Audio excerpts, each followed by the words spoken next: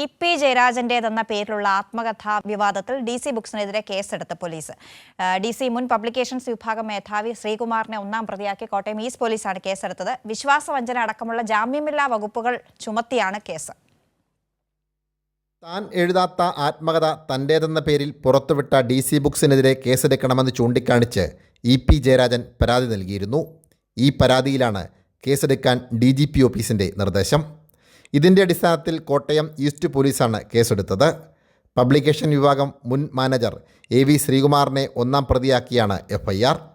വിശ്വാസവഞ്ചന, IT act, സ്വകാര്യ രേഖയിൽ തിരുത്തൽ വരുത്തി തുടങ്ങിയ വകുപ്പുകൾ ചുമത്തി.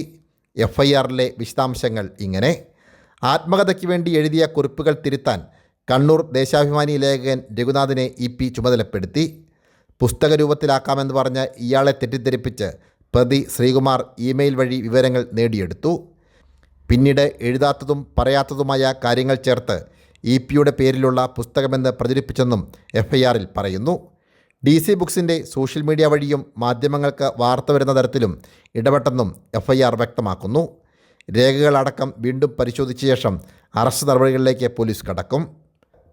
സനോജ് സുരേന്ദ്രൻ, കൈരളി ന്യൂസ്, കോട്ടയം.